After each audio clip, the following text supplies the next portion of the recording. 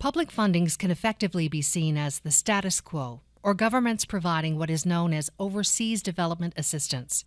Canada's role in the overseas development assistance dialogue is one of infamy. Prime Minister Lester B. Pearson, chair of the Pearson Commission of 1969, wrote the Partners in Development report, which stated that each nation should allocate 0.7% of its gross national income to overseas development assistance. Canada has never met this goal, usually hovering between 0.2 to 0.3%, similar to most other high-income nations. The discussion concerning the overseas development assistance and gross national income is often met with fierce opposition domestically. After all, there are many issues in Canada that require taxpayer money.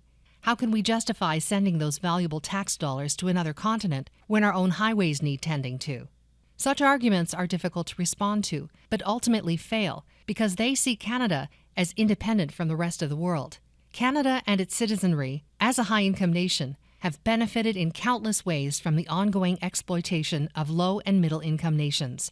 Investing in global development is therefore not a chore, but a responsibility.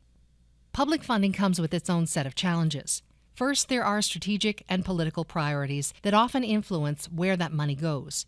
The Government of Canada identifies high-interest nations, and more often than not, those nations can be linked to industrial or political gain for Canada. The problem with this allocation method is self-evident.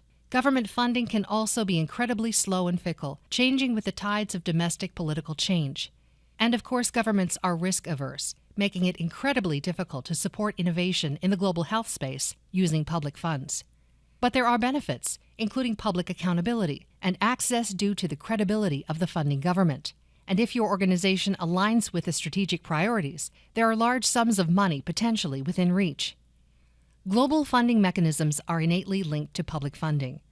There are many vehicles for such funding, perhaps the most well-known to be the Global Fund to Fight AIDS, Tuberculosis, and Malaria, generally referred to as the Global Fund.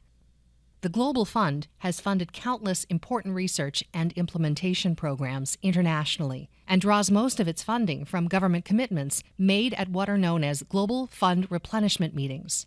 At a 2016 replenishment meeting held in Montreal, Quebec, Canada pledged hundreds of millions of dollars above its previous and expected contributions, inspiring other national governments to similarly increase their contributions. The United Nations is also a major player in global funding, either as a donor, implementation partner, or in the coordination of development dollars internationally.